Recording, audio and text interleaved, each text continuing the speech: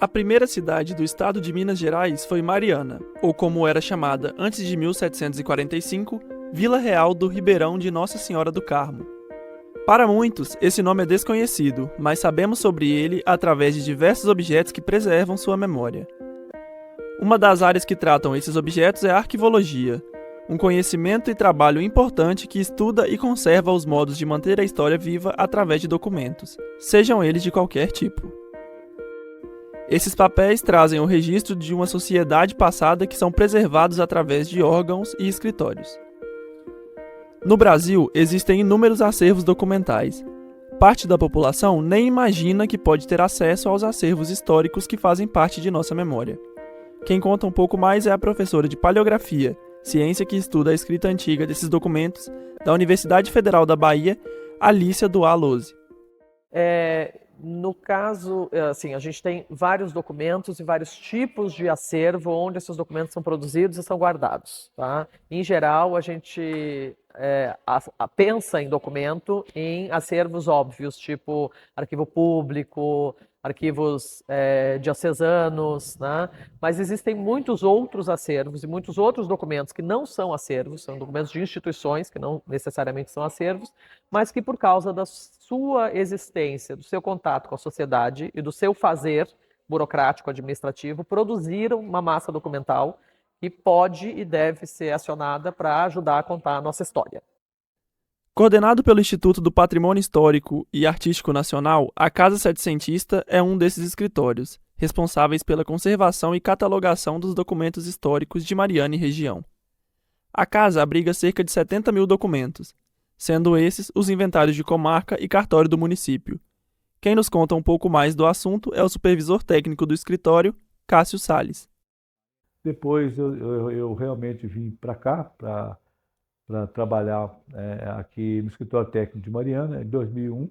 Eu já assumi esse arquivo, porque não tinha ninguém para assumir. Estou atualmente trabalhei até recentemente, continuo, na verdade, trabalhando até agora, tá certo? Me responsabilizando por esse acervo, porque ele estava praticamente sem cuidado nenhum, tá? Quando você chegasse aqui, estava realmente, estava perdendo muita coisa também, né? Na verdade, com o intuito de se perder, na verdade. Não que a gente quisesse isso, né? Mas sem gente, sem recurso humano, sem nada, tá certo? A tendência desse material é realmente desaparecer. E a gente trabalhou com isso para dar no mínimo mais uns 100 anos de vida para esse acervo daqui, que é um dos mais importantes que você tem aqui em Minas Gerais. Porque oficialmente, querendo ou não, Minas Gerais oficialmente começa aqui, com esse acervo que você tem aí. 50, 100, 200, 300 anos. Com o passar desse tempo, esse papel vai se desgastando. Parece estranho que um pedaço de papel dure tanto tempo, mas Cássio nos explica o importante diferencial desses documentos antigos. Porque você ter uma ideia, o papel, por que durou bastante também, é o seguinte, até mais ou menos 1850, esse papel que nós temos aqui, mas aquele que conserva mais, ele parece quase que um pano, entendeu? Pelas técnicas de você fazer o papel. Depois é que o papel foi piorando a qualidade.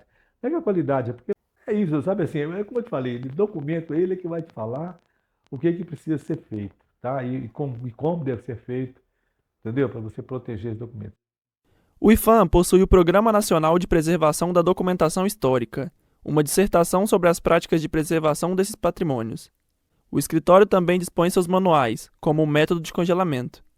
Além disso, algumas técnicas são repassadas pela experiência do próprio Cássio, que trabalha desde os 15 anos de idade nessa área. Da higienização à digitalização, a supervisora de estágio Ana Vitória e o estagiário Gabriel Barros explicam e demonstram. O processo de higienização, ele consiste basicamente em limpar o documento para tirar então resíduos, né, do próprio tempo mesmo, né? Às vezes o documento que está se esfarelando ou alguns resíduos biológicos mesmo, da própria tinta que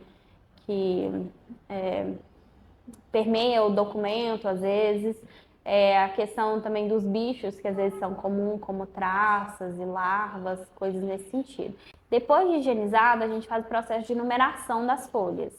A numeração, ela é imprescindível para o escaneamento, porque a partir do escaneamento a gente pode perder um pouco a noção das folhas, porque a gente pode escanear fora de ordem e quando se chega no computador, muitas vezes se chega fora de ordem também. Então, a gente numera a documentação para depois escanear. E aí, no processo de escaneamento, a gente tem um programa específico para escanear e esses scanners são de propriedade da UFV, que são scanners específicos para esse tipo de trabalho, que não danifica a documentação e que tem uma resolução melhor possível da imagem, né? Tendo em vista que o documento por si só, às vezes a letra já é muito fraca, corroída pela própria ação do tempo, então a ideia é que o scanner ele seja um scanner específico, tendo em vista que a qualidade da imagem tem que ser boa o suficiente para o pesquisador que está consultando esse material online poder fazer a consulta do documento específico. Na verdade, o digitalizar, eu acho importante só o seguinte, as informações que você tem através dessa digitalização de acontecimentos mais importantes, de pessoas mais importantes, entendeu? Isso é para você conhecer. Porque você tem história, você vai contar mais o quê? De pessoas que realmente fizeram alguma coisa que parece na história, né? E aí você tendo essas informações, dá para você fazer, né, uma tese, né, uma dissertação, onde você coloca, às vezes, sua posição daquilo que você está enxergando, do personagem, vamos colocar assim, do que se aconteceu, dos eventos que estão acontecidos, né, ao longo desse período, entendeu? Desses anos, né? Então, eu acho importante você poder ter essas informações, né, para gerações futuras, entendeu? Porque essa documentação aqui, na verdade, sei lá, eu não sei se vai durar além de 100 anos que eu sempre me projetei, que pode ser além disso, entendeu? Ou se vai mais além disso. Pode acontecer técnicas novas, etc, tá? Mas a informação essa aí você dá para você ir repassando, né? Além dos procedimentos para o processo de digitalização, por mais que os documentos estejam digitalizados, seus originais precisam sobreviver o máximo possível ao tempo. Técnicas como o congelamento e a anóxia são realizadas para a limpeza de pragas, como traças e brocas.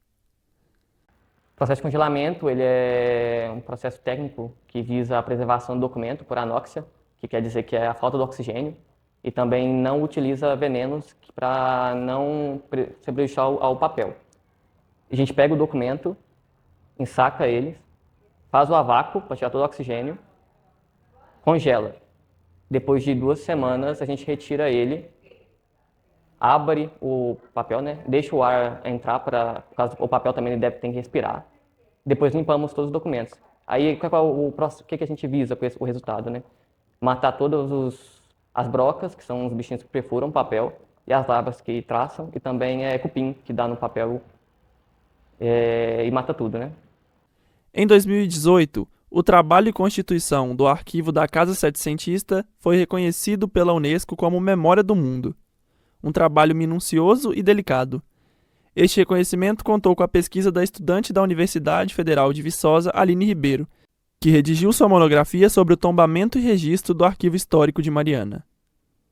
Apesar da chancela de Memória do Mundo, os recursos para a efetivação desse trabalho encontram algumas dificuldades, por estarem sob a responsabilidade, principalmente do projeto Laboratório Multimídia de Pesquisa Histórica, LAMPE, da Universidade Federal de Viçosa. Esses obstáculos esbarram em alguns processos. O que a gente tem com o projeto em Viçosa, tá certo? O IPHAN, na verdade, fornece parte do material que a gente precisa. Não é tudo não, tá certo? E, na verdade, para desinfestar, muito pouca coisa, né? Na verdade, o que vem de fora, tem muita doação de ex-pesquisadores que ajudam também, tá? Isso já acontece bastante aqui. E ajuda, né? Porque não tem outro jeito, sem recurso. Recurso é muito pouco para a cultura. Também, né? E a gente não é eterno, pô. Eu não sou ninguém, nenhum de nós vai ser. Então é necessário realmente isso, sabe? Ter um apoio maior, você ter recurso. E não adianta, como eu te falei, não é só recurso, eu preciso de recurso humano, sabe? Que é o mais importante. Porque você vai trabalhar, não tem jeito, não tem máquina que faz isso. Sabe? Ninguém máquina que substitui o ser humano para você higienizar documento, para você tratar, etc. Fazer uma avaliação do documento que você está na mão, o que precisa ser feito, etc. Só um olhar humano mesmo, né? Sabe? Só a gente mesmo pode ter condições de ser feito isso. Por mais que os documentos tratados na Casa Setecentista sejam, em sua grande parte, inventários dos cidadãos da região, esses inventários ainda são objetos que revelam a cultura e as estruturas sociais de cada época. Quase nunca agradáveis, eles trazem histórias que fundamentam nossa memória para que nunca se venha a repetir devido às circunstâncias. Eu acho que o que mais me impressiona não é um inventário em específico. Acho que são as histórias que são cruzadas dentro desses inventários, né? Embora normalmente a documentação oficial feita, né, então, por cartórios e câmeras, elas refletem então uma visão determinada da história, que é uma visão de poder, das relações de poder, de quem tinha poder para escrever essas histórias, no caso de inventários, quem são as famílias que podem ter inventário, porque não é todo mundo que morre e tem um inventário, né? Se a gente olha para um convento feminino, a gente vai ter mãos escritas por mulheres. Não na documentação administrativa, por exemplo, na escritura de posse de um terreno. Isso elas precisam de um homem para escrever por elas. Mas elas podem escrever as receitas, elas podem escrever o registro das entradas de noviça, e elas escreviam isso. E isso está guardado e não costuma ser visto. Não é que elas sejam escondidas, elas são esquecidas, né? Porque muitas vezes a gente tem a falsa ideia de que os acervos, por exemplo, os acervos eclesiásticos, eles são censurados, ou os acervos militares, por exemplo, são censurados. Na maioria das vezes eles não são. E tem um inventário que particularmente me chama muita atenção, que foi um inventário que a gente trabalhou em que a falecida não deixou a escravizada dividida por vários filhos. Então, aparentemente, era uma escravizada e ela tinha muitos filhos. E aí, a escravizada, ela tinha que se desdobrar para servir várias casas ao mesmo tempo. Esse inventário é aqui em Mariana, no caso, né? Eu acho que um ponto de sacada muito importante, que é essa espécie de liberdade entre as andanças, entre uma casa ou outra, porque ela tentava se leiloar na praça da cidade, ela tentava se leiloar para que um dono comprasse ela. E eu acho que, na verdade, são uma das várias histórias presentes nos inventários que são a voz dos vencidos, né? Que por vezes não são escutadas. Mas na maioria das vezes essa documentação existe e conta muito mais do que a documentação só de acervo público, que é um acervo escrito, documentos escritos por mãos masculinas e brancas. Não é só guardar essa informação, mas é saber olhar essa informação, fazer a pergunta certa para o acervo certo para extrair disso, e a gente vai ter uma noção muito mais ampla da nossa realidade de hoje e de ontem.